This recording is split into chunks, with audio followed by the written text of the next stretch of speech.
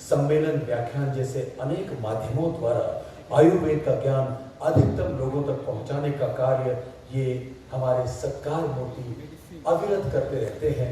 आइए इनका परिचय हम देखते हैं इस पर्दे पर।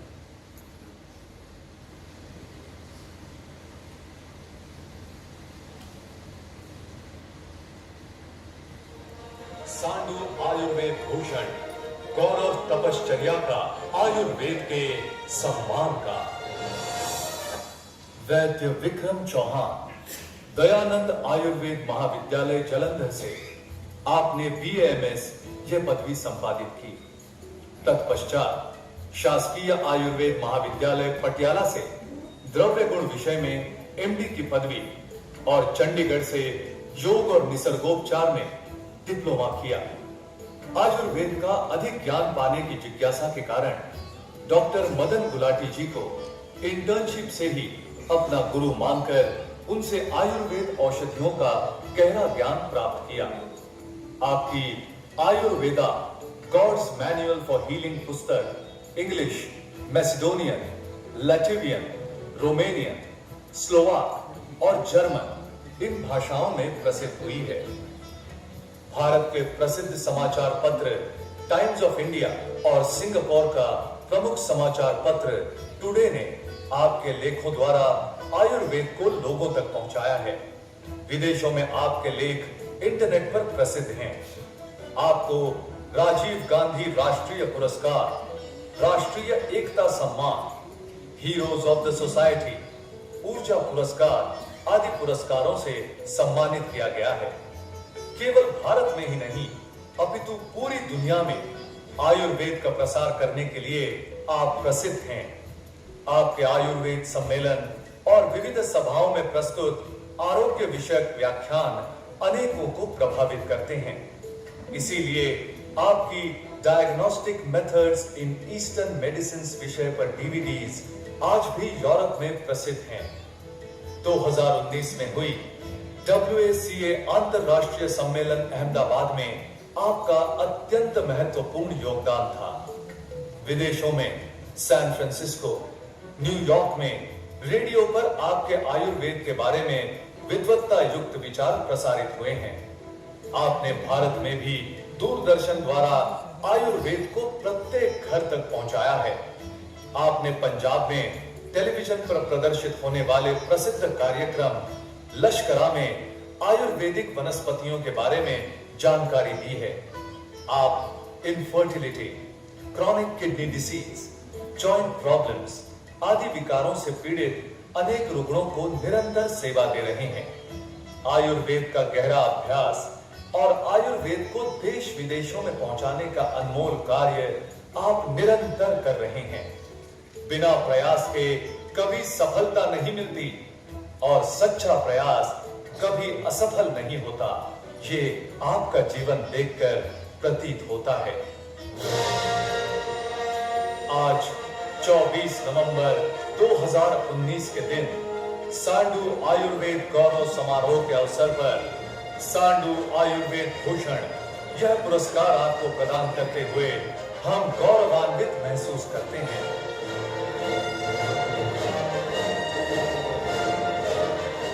मैं विनती करता हूं सांडू सेल्स मैनेजर्स की टीम को कि वो आदरणीय वैद्य विक्रम चौहान जी को मंच पर सम्मान पूर्वक ले आए और हमें मौका दे कि हम सांडू परिवार की ओर से, सांडू समूह की ओर से उन्हें ये सांडू भूषण पुरस्कार प्रदान कर सकते। हमारे मुख्य अतिथि विशुद्ध हाथी से मंच पर उपस्थित हो रहे हैं। प्रस्थान करें मंच की ओर। वैद्य विक्रम चौहान सम्मानित करेंगे वैद्य श्री विक्रम चौहान साहब।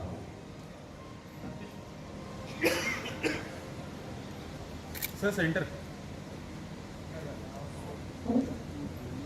तालियों की आवाज सत्कार के हर क्षण पर गूंजती रहे। सांडू सबों को अत्यंत आनंद और अभिमान महसूस होता है। अब मैं सर विनती करूंगा कि पुनेरी पगड़ी और उसके साथ फ्रूट बास्केट देकर सम्मानित करें श्री विजय सांडू जी।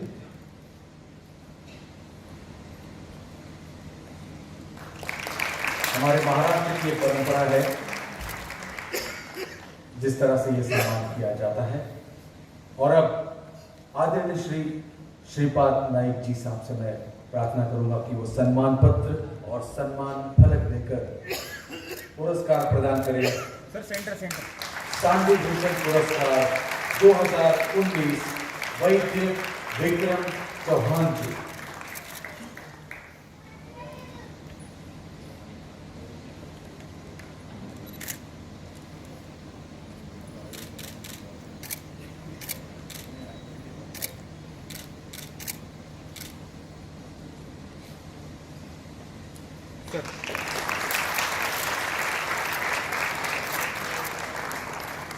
सर इधर स्ट्रेट सर। बहुत बहुत शुक्रिया। और अब धन्वंतरी मूर्ति देंगे डॉक्टर नागेश सानू। किसी भी वैद्य के लिए धन्वंतरी सर, की सेंटर, प्रतिमा सेंटर सबसे बड़ा आदरणीय क्षण होता है। जहां पर हम नतमस्तक होते हैं वो है धन्वंतरी जी।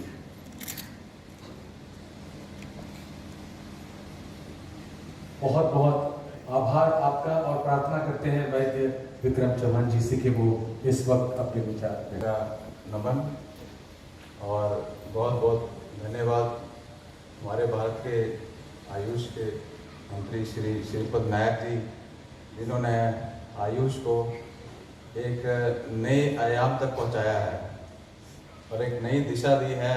और मैं चूँकि बाहर जाता रहता हूँ यूरोप में और देखता हूँ कि आयुर्वेद की इतनी महिमा फैल चुकी है भारत की और आयुर्वेद की, कि लोगों को ज़रूरत है आयुर्वेदिक वैद्यों की। जो आयुर्वेद के स्टूडेंट्स इस समय बैठे हैं उनको मैं खुशखबरी देना चाहता हूँ कि आप सबकी लॉटरी निकल चुकी है। ये सोचिए कि पहले हम सोचते थे कि हम आयुर्वेद प्रैक्टिस करेंगे कि एलोपैथी प्रैक्टिस करेंगे कि क्या करेंगे, परंतु आज के युग में आयुर्वेद जो है बहुत ज़्यादा चरम सीमा पर पहुंच चुका है और बहुत भारी मात्रा में वैद्यों की डिमांड है। और मैं सांडू के आयोजकों का भी बहुत धन्यवाद करता हूं और कि उन्होंने इस धरोहर को पिछले 120 वर्षों से संभाल के रखा और उसको यहाँ तक लेके आए। क्योंकि मैं इमेजिन कर सकता हूँ कि उस समय जब ब्रिटिश का राज था तो कितना मुश्किल हुआ होगा इसको कंटिन्यू करना और यहाँ तक लेके आना।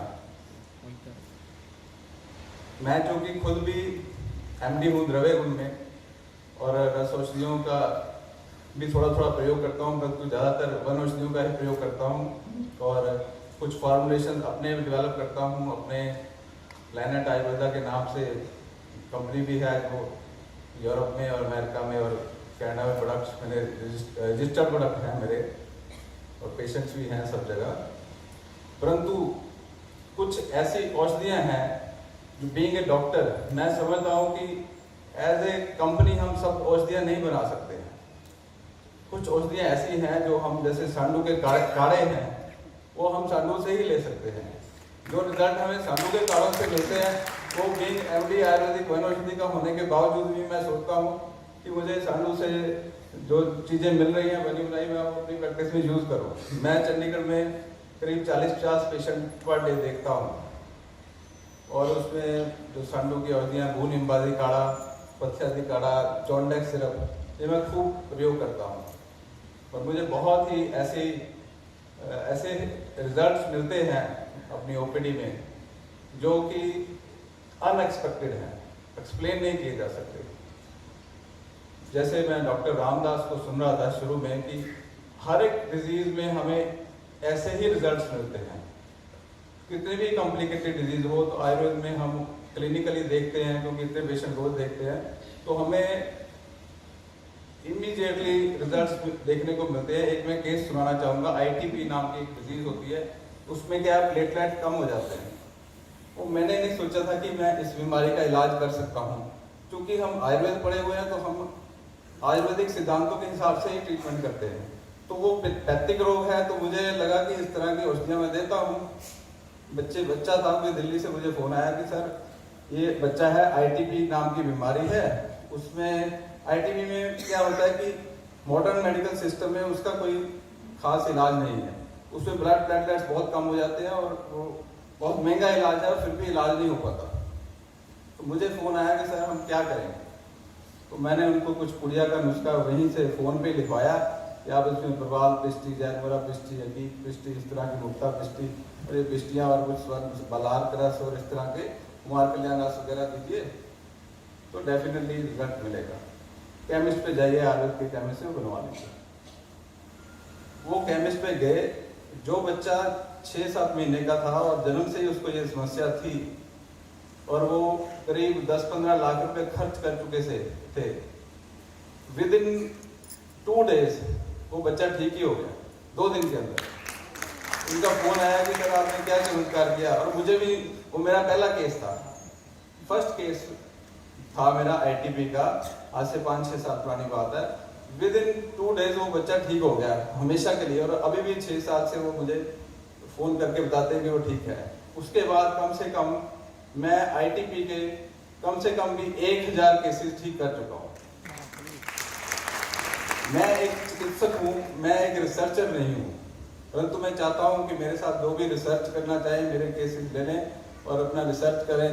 मैं सब कुछ देने के लिए तैयार हूँ, शेयर करने के लिए तैयार हूँ। और भी इसके अलावा बहुत सारी डिजीजेज जैसे डॉक्टर रामदास ने बताई हैं कि हम उनको 100% ठीक कर सकते हैं।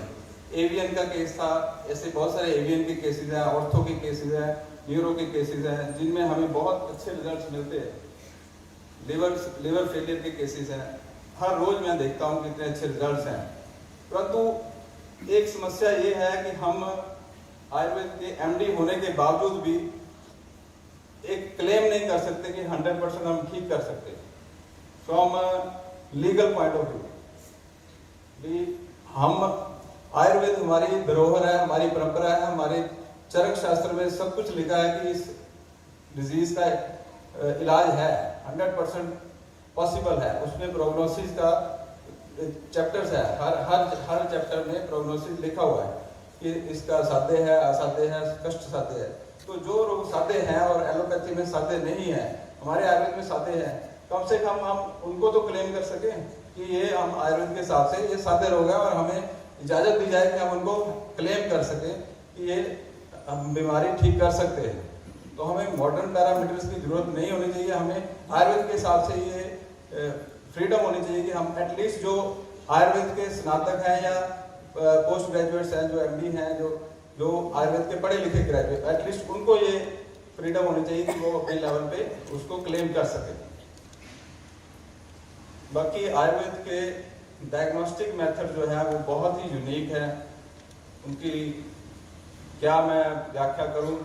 आयुर्वेद एक ऐसी ऊंची साइंस है जिसको समझना बहुत ही सरल भी है और मुश्किल भी है। अगर मैं सरल कहूं तो एक पेशेंट को देख के हम उसकी प्रकृति का एनालिसिस लगा सकते हैं कि इस पेशेंट को इसकी क्या प्रकृति है, उसको क्या बीमारी हो सकती है, क्या हुई थी और क्या होगी आगे, क्या चल रही है।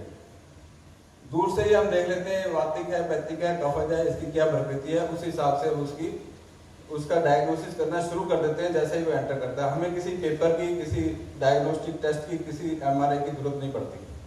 दूसरे नंबर पे हम अगर हमें फिर भी समझ ना आए तो हम पल्स देखते हैं, बात पित्त कफ के अनुसार हम चिकित्सा करते हैं और पेशेंट को डेफिनेटली रिजल्ट मिलता ही मिलता है।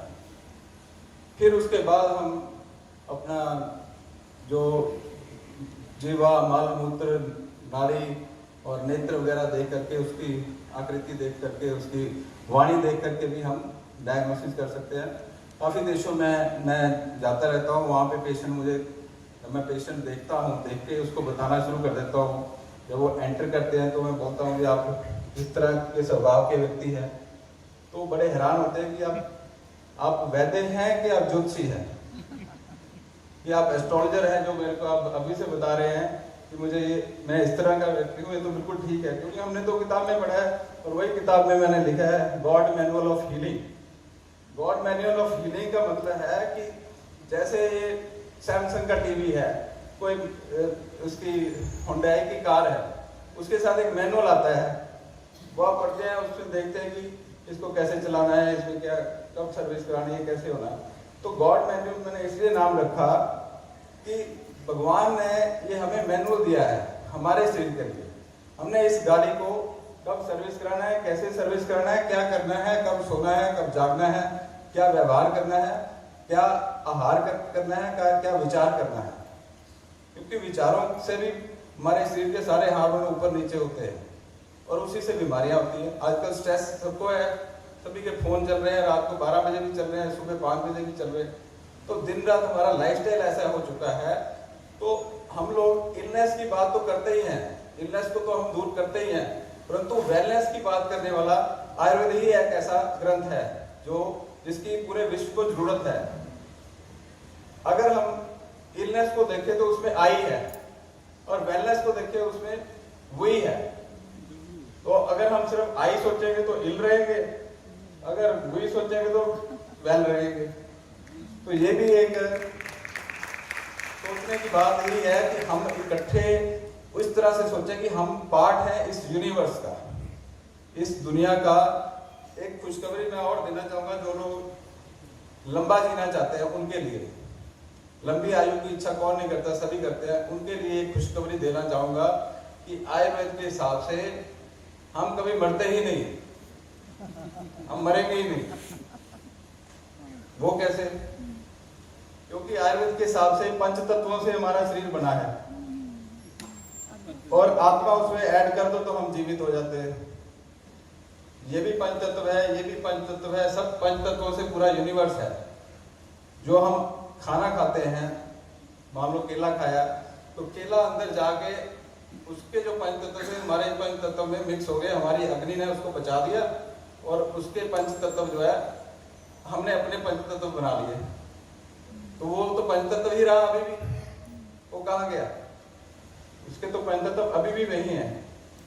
इसी तरह से ये जो सृष्टि के 5 तत्व है, जब हम इस जीवन को कंप्लीट करते हैं, 100 साल की आयु को कंप्लीट करते हैं, तो जैसे ही भूमि में हमें दफनाया जाता है या चिता में जलाया जाता है, तो हम वो जो अग्नि है वो हमें 5 तत्वों में विलीन कर देती है। सिर्फ आत्मा जो है वो रहती है। और जो कि ये हमारे आयुर्वेद का यूनिक कंसेप्ट है, जिसने ऐसी फिलॉसफी दी हमें, ना सिर्फ फिजिकल बॉडी को ठीक करने के लिए, परंतु मन, आत्मा, काल, दिशा, ये अमूर्त द्रव्यों को भी ठीक करने के लिए हमें ज्ञान मिल गया।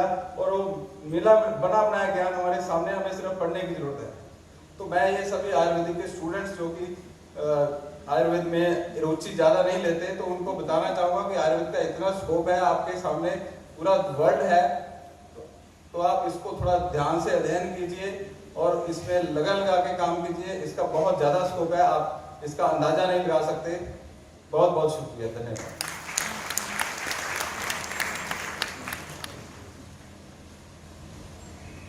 धन्यवाद वैद्य विक्रम चौहान साहब। बहुत ही आत्मविश्वासपूर्ण और एक अभिनव उनका विवेचन रहा। और